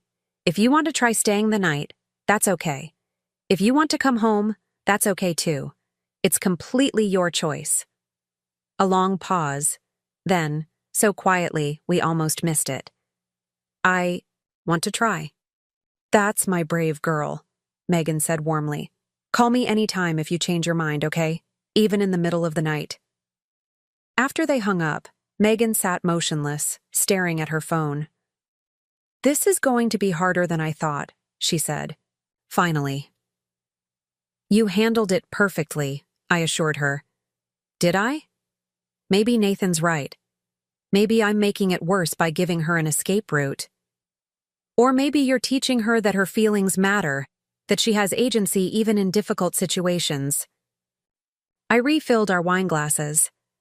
That's a lesson I wish someone had taught me earlier in life. Megan looked at me thoughtfully. "You never talk much about your childhood, about what it was like growing up in the Mitchell family." I shrugged. "Nothing dramatic to tell. My parents always favored Nathan. He was the son, the heir to the business, the one who could carry on the Mitchell name. I was supplementary." That must have hurt. "It did," I acknowledged, "but it also made me self-reliant, independent. While Nathan was being handed everything, I was building things for myself. In some ways, it was a gift." Megan tilted her head. "Is that why you've been so supportive through all this? Because you know what it feels like to be the less favored one?" The question caught me off guard with its insight. "Maybe," I said slowly. "I know what it's like to have your feelings dismissed, to be treated as less important than someone else's convenience or ego. I wouldn't wish that on anyone, especially children. She reached across the table to squeeze my hand. Well, I'm grateful, whatever the reason. I don't know if I could have faced these past weeks alone. Despite our concerns, the weekend passed without major incident. Sophia's stomachache subsided, Thomas loved the trampoline park, and by Sunday evening, both children returned home intact, if somewhat subdued. Sophia mentioned that Olivia had been nice but weird, while Thomas was full of stories about the apartment building's amenities and the huge TV in Nathan's living room. "Did you meet any of the neighbors?" Megan asked as she unpacked their bags. Thomas shook his head. "Dad said we should be quiet in the hallways because the neighbors don't like noise, but I heard them fighting." Megan paused in her unpacking. "Fighting? Who?" "Dad and Olivia," Thomas said matter-of-factly. "Last night after we went to bed, she was crying about something, and Dad was saying really loud that she was being unreasonable." Megan and I exchanged glances. "Do you know what they were fighting about?" I asked carefully. Thomas shrugged. "Something about a doctor's appointment and work. Dad kept saying he had an important meeting he couldn't miss." So Nathan was already prioritizing work over Olivia's pregnancy, a familiar pattern emerging in his new relationship. I felt a twinge of vindication followed immediately by guilt. Whatever issues Nathan and Olivia had, they would ultimately affect the innocent child they were bringing into the world. The following week brought new challenges at Cascade Creative. The loss of Mitchell Properties and its associated accounts had created a significant revenue gap, one that wasn't easily filled in Portland's competitive marketing landscape. "We need to consider restructuring," Becca said during our weekly leadership meeting. "Streamlining staff, focusing on our most profitable service lines." "Layoffs, you mean?" I said flatly. She nodded, her expression grim. "At least 4 positions, maybe more if we can't secure new business by the end of the quarter." The thought of letting people go, people who had done nothing wrong except work for a company caught in the crossfire of my family drama, made me physically ill. What about a capital injection? I could put in some of my savings, enough to buy us a few more months to rebuild the client base. Becca shook her head. "That's a generous offer, but it's not sustainable. We need recurring revenue, not a one-time cash infusion." I stared out the window at the Portland skyline, wondering how things had unraveled so quickly. Just months ago, Cascade Creative had been thriving, on track for our best year ever. Now we were discussing layoffs and downsizing, all because I'd refused to stand alongside my brother as he abandoned his family. "I'll figure something out," I promised, though I had no idea what that might be. Later that afternoon, as I was reviewing potential new client opportunities, my assistant knocked on my door. "Emma, there's someone here to see you. She doesn't have an appointment, but she's quite insistent." I looked up, expecting perhaps another reporter seeking comment on the Mitchell family saga. Instead, Claire Mitchell stood in my doorway, looking uncharacteristically uncertain. "Mom," I said, surprised. "What are you doing here?" She stepped into my office, closing the door behind her. "I wanted to see you. It's been weeks." "You know where to find me," I pointed out. "You just haven't tried." She sighed, settling into the chair across from my desk. "That's fair. I haven't handled any of this well." I studied my mother, noticing the subtle signs of strain, the tightness around her eyes, the slight tremor, in her usually steady hands. "Why now?" "I had lunch with Olivia yesterday," she said, surprising me. "At your father's insistence. A getting-to-know-you meal that was about as comfortable as you'd expect." I raised an eyebrow. And she mentioned that she'd met with you, that you'd been civil, even kind in your way. It made me realize how little effort I've made, compared to you. This was unexpected. My mother acknowledging a shortcoming? I met with her because I wanted to understand the situation better, for Thomas and Sophia's sake. "How are they?" she asked, genuine concern in her voice. "I miss them." "They miss you too," I said honestly. "Thomas asked last week why Grandma doesn't visit anymore." She flinched. "I wasn't sure if I'd be welcome, with everything that's happened." "They're children, Mom. They don't understand. Adult divisions and loyalties. They just know their grandmother disappeared from their lives at the same time their father did." Shame flashed across her face. "I've handled this terribly, haven't I?" "Yes," I agreed, but gently. "But it's not too late to fix it." She twisted her wedding ring nervously, a gesture I'd seen thousands of times throughout my childhood. "Your father thinks it would be disloyal to Nathan, spending time with Megan and the children without him." "And what do you think?" She looked startled by the question, as if her own opinion was a novel concept. I think they're my grandchildren, regardless of what's happened between their parents. I think they deserve better from me." I felt a glimmer of hope, the first sign that someone in my family besides me might be willing to put the children's needs above Nathan's comfort. "Megan would welcome your involvement," I said. "She's never tried to keep you away." "Really? Even after how we've behaved?" "Really. She knows how much Thomas and Sophia love you. That's all that matters to her." My mother's composure cracked slightly, her eyes growing damp. "I've been a coward, Emma, taking the path of least resistance, as I always have." I couldn't disagree with her self-assessment, but seeing her vulnerability softened my anger. "Why, are you really here, Mom?" She took a deep breath. "To apologize, to you, primarily, for not standing up for what's right. For putting Nathan's needs above everyone else's, including yours. It's a pattern I've followed your entire life, and I'm only now seeing how damaging it's been." I stared at her, momentarily speechless. In 34 years, I couldn't recall my mother ever apologizing to me for anything substantive. "What changed?" "Meeting Olivia, oddly enough," she admitted. "Seeing how young she is, how uncertain beneath that confident exterior. Realizing that Nathan has done to his first family exactly what your father threatened to do to us once." This was news to me. "Dad threatened to leave?"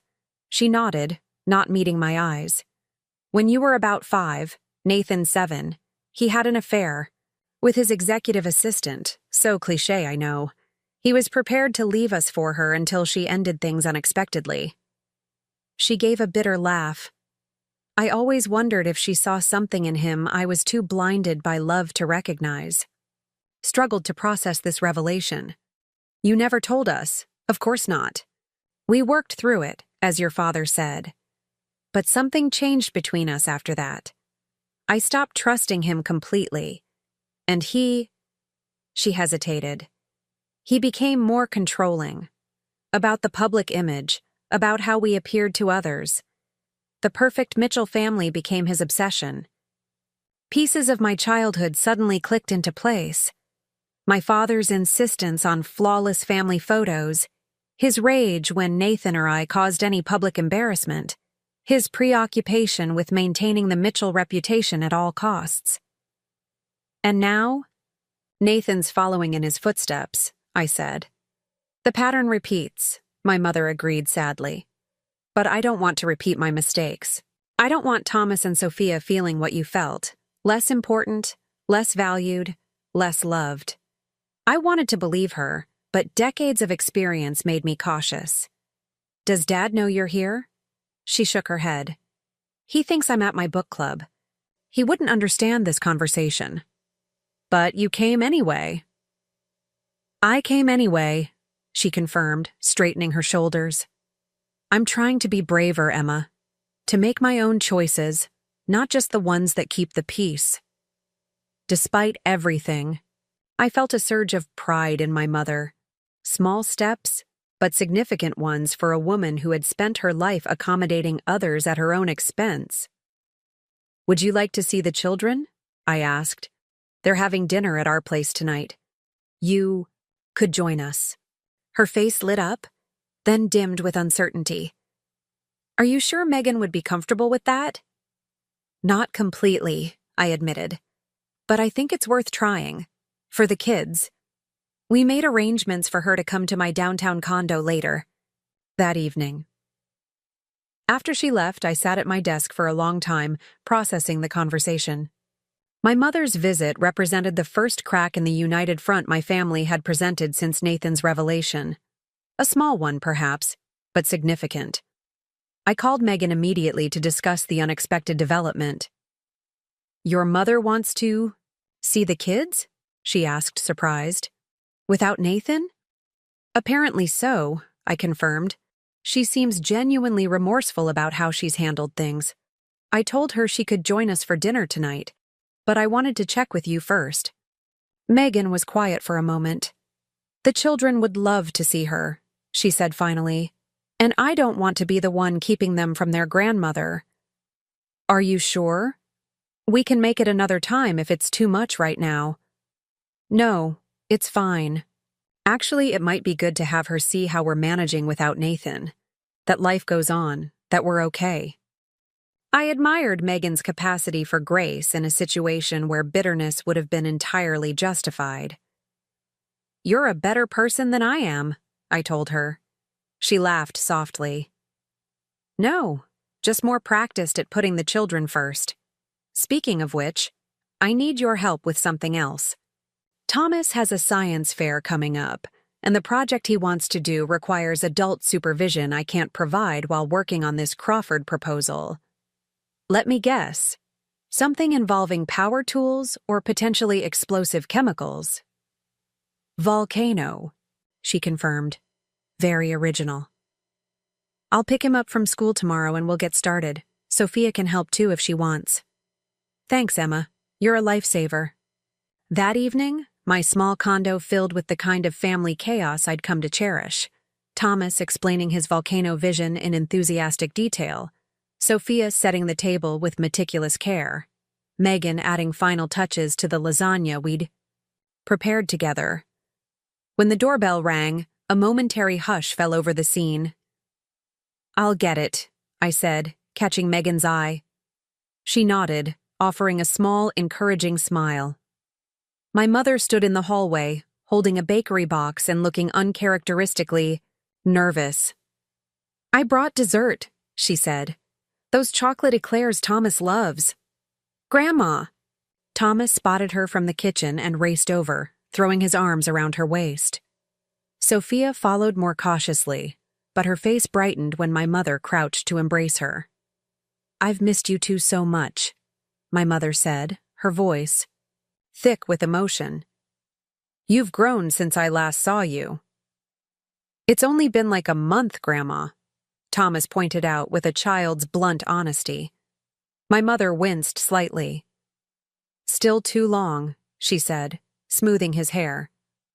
Dinner was initially awkward, with conversations sticking to safe topics: school, Thomas's volcano plans, a book Sophia was reading. My mother seemed uncertain of her role in this new configuration, sitting stiffly at first, watching Megan and me interact with the children with a mixture of surprise and what looked like envy. Gradually, though, the natural warmth of the children and Megan's gracious hosting softened the atmosphere. By dessert, my mother was laughing at Thomas's recreation, of a classroom mishap involving the class hamster and a substitute teacher's toupee. After the children went to the living room to watch a show, the three of us adults sat with coffee at the kitchen table. The moment of reckoning finally arrived. "Thank you for including me tonight," my mother said to Megan. "I wouldn't have blamed you if you'd refused." Megan stirred her coffee slowly. "The children love you, Claire. I wouldn't keep you from them because of Nathan's choices." My mother looked down at her cup. "I owe you an apology for how Richard and I have handled this situation, for not being there for you and the children when you needed support." "Why weren't you?" Megan asked directly. "We've been family for 12 years. I thought we had a relationship independent of Nathan. We did. We do, my mother insisted.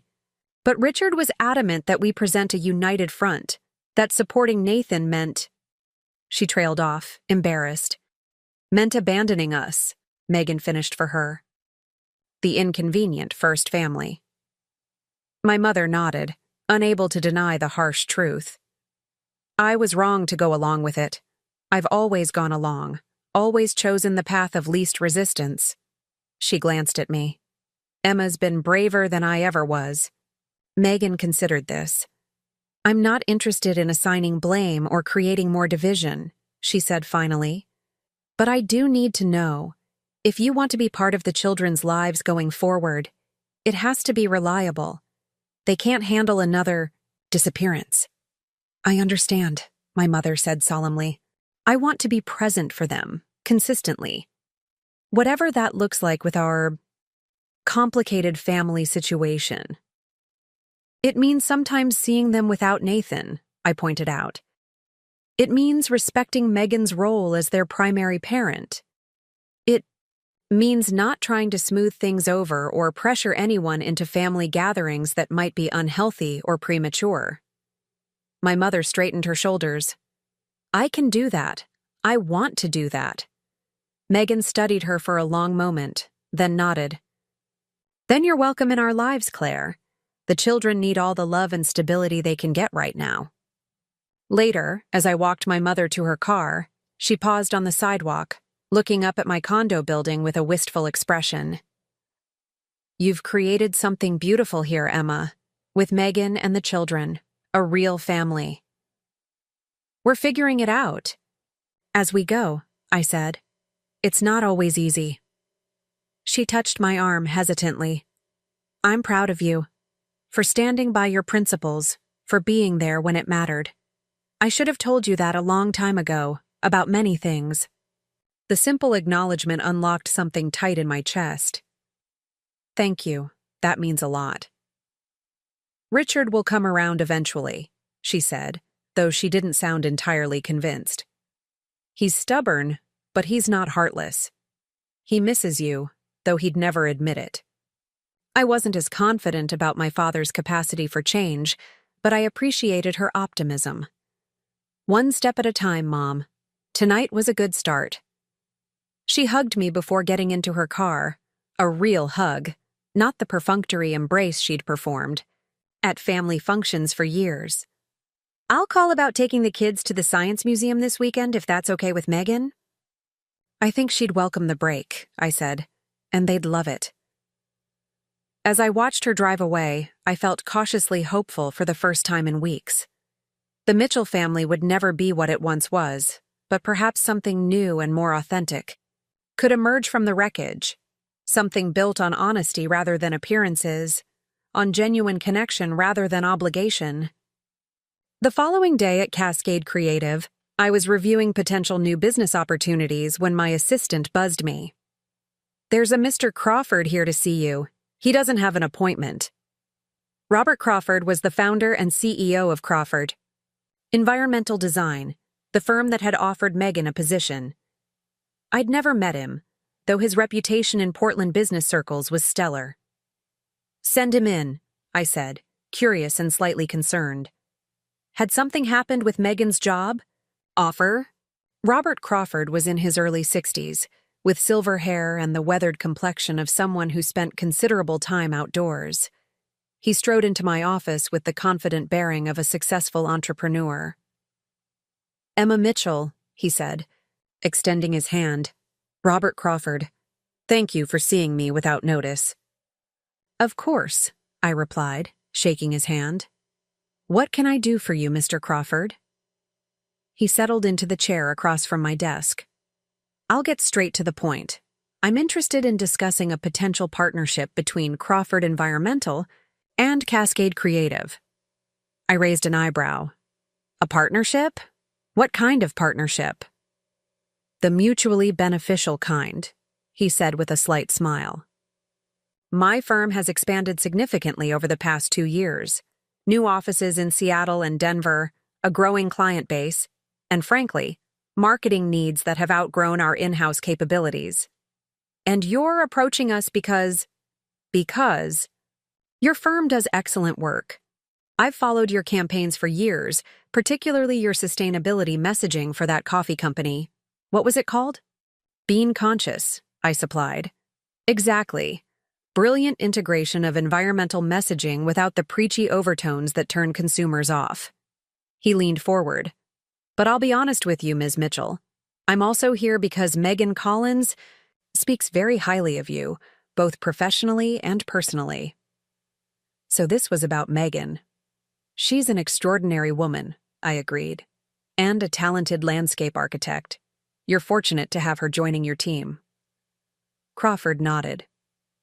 I've been trying to recruit her for years. She's exactly the kind of innovative thinker we need. He paused. She also mentioned your firm has recently lost some significant accounts due to family circumstances. I stiffened slightly. Our business situation is complex but manageable. I'm sure it is, but I'm offering a genuine opportunity here. Ms. Mitchell, Crawford Environmental has marketing needs that align perfectly with Cascade Creative's expertise. And unlike some in the Portland business community, I don't base my professional decisions on personal vendettas or family politics. The implied criticism of my father and Nathan wasn't subtle. What exactly are you proposing, Mr. Crawford? A 6-month contract to start. Branding for our Denver office, digital strategy for our expanded residential services, and a complete overhaul of our corporate materials to reflect our growth. If it goes well, we discuss a longer-term arrangement. I tried to keep my expression neutral despite the surge of hope his words inspired. That's a significant engagement. With a significant budget, he confirmed. Enough to offset what you've lost and then some, I believe. It sounded too good to be true. Why us specifically? There are other agencies in Portland with strong environmental credentials. Crawford smiled. 3 reasons. First, your work truly is exceptional. Second, I believe in supporting businesses that align with my values, and standing by family in times of crisis is a value I respect deeply. And third, his smile widened, I've disliked Richard Mitchell for 30 years, and the thought of poaching his daughter's agency from under his nose gives me a satisfaction I'm not ashamed to admit. I couldn't help laughing at his honesty. At least you're straightforward about your motivations. Always. Life's too short for games, he agreed. So, Ms. Mitchell, are you interested in discussing details? The opportunity Crawford offered could save Cascade Creative from layoffs, and downsizing could provide the breathing room we needed to rebuild our client base independent of Mitchell Properties. It was exactly what we needed, arriving at precisely the right moment. Yet I hesitated. Did Megan put you up to this? Put me up to it? No. Mentioned your situation? Yes. Crawford looked thoughtful. Does it matter? The business need is genuine. Your firm's qualifications are genuine. The fact that it helps someone I respect who's going through a difficult time is a bonus. He was right, of course. In business, motivations often mattered less than results. And Crawford Environmental was exactly the kind of client Cascade Creative wanted. Innovative, growth-oriented, values-driven. I'd be very interested in discussing details, I said finally, but I want to be clear. We'd need to win this business on merit, not sympathy or some corporate version of revenge. Crawford's expression shifted to respect. I wouldn't offer otherwise. My board wouldn't approve a partnership based on personal considerations, no matter how satisfying. He reached into his briefcase and extracted a folder. Here's our initial RFP. Review it, have your team prepare a proposal, and we'll proceed like any normal business relationship. As he stood to leave, he added, though I should mention that Vertex Design and Hammond Partners are also being invited to pitch. Both were significant competitors of Cascade Creative. This wasn't charity. It was a genuine business opportunity that we would have to earn.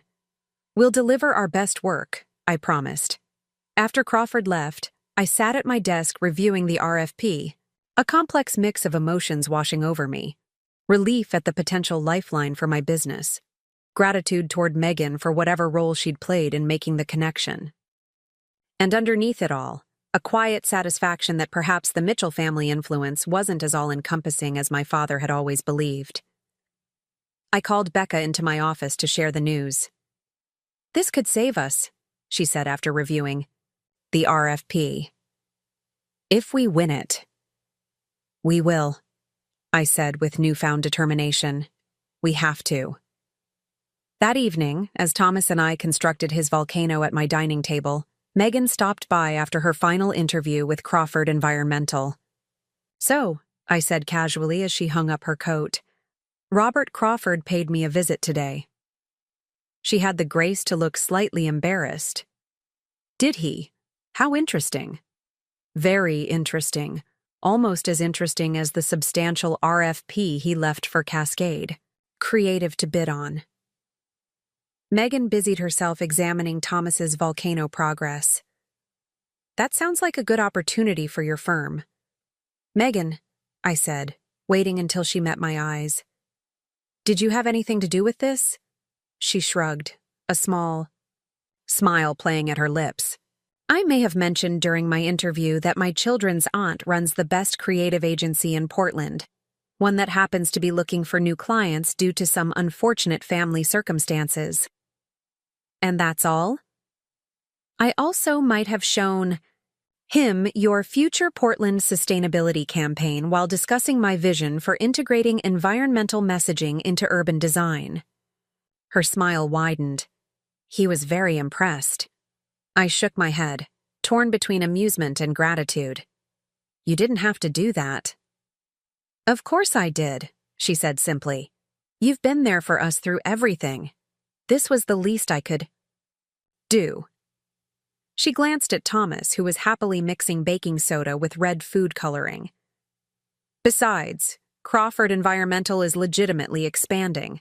They need a good agency. It's a win-win." I hugged her impulsively. "Thank you."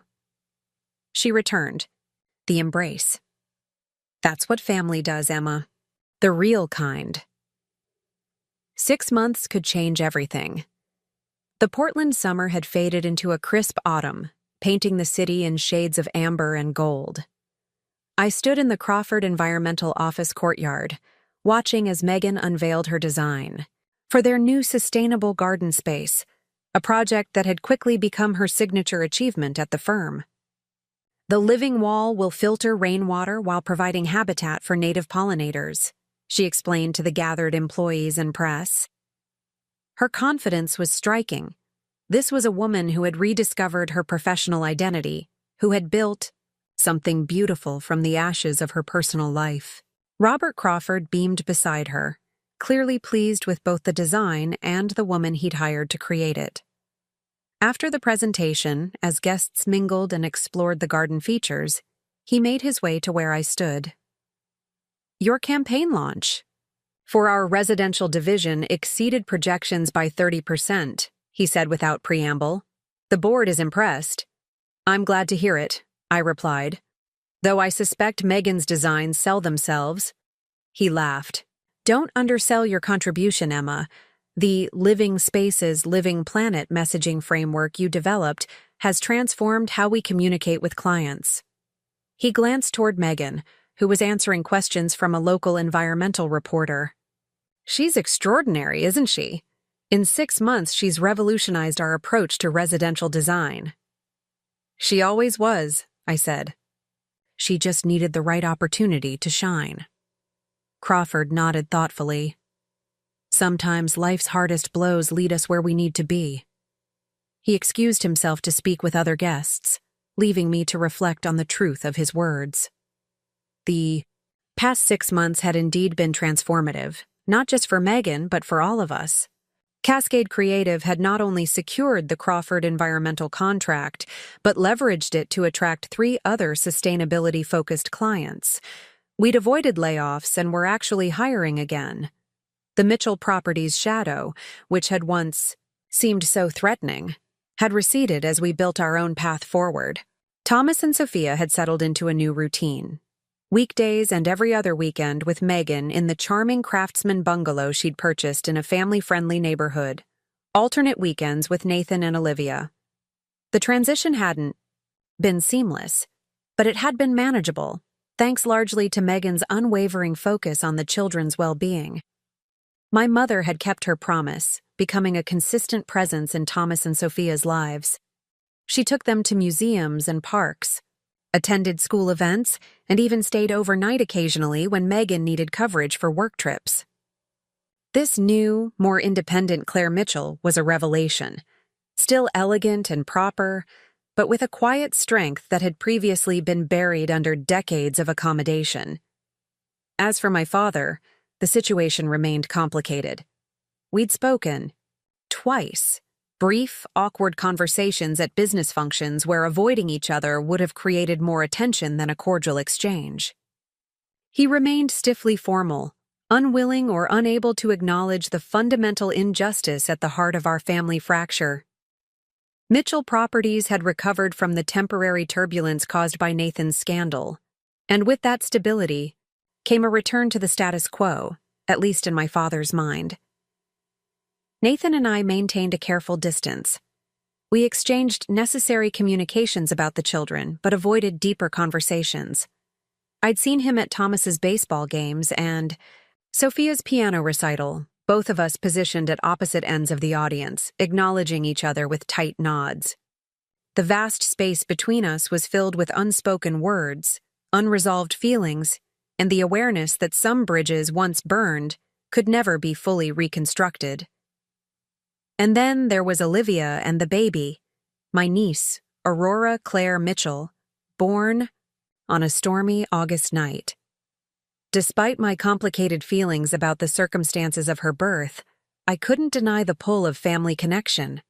When Olivia had texted a photo of the newborn, tiny and perfect with a shock of dark hair, something in me had softened. "Would you like to meet her?" Megan asked one evening as we sat on her porch, watching Thomas and Sophia play in the yard, with their grandmother. She'd noticed me looking at the baby photo on my phone. I glanced at her, surprised. "You wouldn't mind?" She sipped her wine thoughtfully. "Aurora is Thomas and Sophia's sister. She'll be part of their lives whether I like it or not, and you're her aunt." She shrugged. "Family is messy, but it's still family." Her generosity humbled me. "How do you do that? Find grace where most people would only feel bitterness?" "Practice," she said with a small smile, "and perspective. The children are watching how I handle this. What lessons do I want them to learn? That pain should be answered with more pain, or that we can choose a different path." The following weekend, I found myself standing outside Nathan and Olivia's apartment, a small gift bag in hand, my heart hammering with unexpected nervousness. Nathan opened the door, surprise flashing across his face. "Emma, I didn't expect—" He stopped, recalibrating. "Come in." The apartment was bright and modern, with baby items scattered among the designer furniture, a strange juxtaposition of Nathan's sleek aesthetic and the chaotic reality of new parenthood. Olivia sat on the couch, Aurora asleep on her chest. She looked exhausted, but brightened when she saw me. "You came," she said simply. "I brought something for Aurora," I replied, holding out the gift bag. Inside was a small stuffed rabbit, similar to Sophia's beloved Hoppy. A tradition of sorts. Nathan took the bag, an unreadable expression crossing his face. "Thank you." The awkwardness was palpable, 3 adults connected by blood and circumstance, but separated by choices and consequences. I moved toward Olivia, looking at the sleeping infant on her chest. "She's beautiful," I said honestly. "Would you like to hold her?" Olivia offered. I hesitated, then nodded. As she carefully transferred Aurora into my arms, I felt an unexpected surge of emotion. This tiny person, innocent of the complicated circumstances of her arrival, was part of me, my blood, my family. Her small face bore the unmistakable Mitchell features, the same ones I saw in Thomas and Sophia, in Nathan, in myself. "Hello, Aurora," I whispered. "I'm your Aunt Emma." Nathan watched us, something softening in his expression. "The kids talk about you all the time," he said. "Thomas is obsessed with that volcano you helped him build. Won first prize at the science fair." "I know," I said. "I was there." He looked away, the implication clear.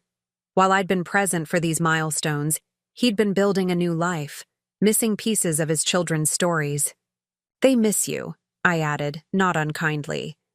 "They need more than every other weekend, Nathan." "I know," he admitted. "I'm trying to figure out how to balance everything. Work, Aurora, Thomas, and Sophia." He ran a hand through his hair. "It's harder than I expected." "Parenting usually is," I said, "especially when you've complicated it unnecessarily." He flinched but didn't argue. Progress, perhaps. Aurora stirred in my arms, her tiny face scrunching before relaxing again into sleep. She has your eyes," I told Nathan. "And Mom's chin." "Dad says she has the Mitchell determination," Nathan offered, "whatever that means." "It means she'll be stubborn and difficult," I said with a small smile. "Like all of us." A fragile moment of connection, built on the foundation of this new life we both loved despite everything. Not forgiveness, not reconciliation, but perhaps the first tentative step toward something new, a relationship defined not by the past, but by the future, by the children who would carry the Mitchell name forward, hopefully with fewer of its burdens. After saying goodbye to Aurora and her parents, I walked through Riverfront Park, the autumn leaves crunching beneath my feet. The water reflected the late afternoon sun, turning the Willamette River into a ribbon of gold. I found a bench overlooking the water and sat, needing a moment to process the complex emotions of the day. My phone buzzed with a text from Megan. "Dinner at 6? Mom's bringing her famous lasagna. The kids are making dessert, so bring your appetite and your courage." I smiled, texting back a quick affirmation. Then another message arrived, this one from my mother. "Proud of you for visiting today. Baby steps. See you at dinner. Love you." She'd known about my visit to meet Aurora. Of course she had. Claire Mitchell was slowly becoming the family connector, the bridge between fractured pieces. It was a role that suited her better than the compliant wife she'd been for decades.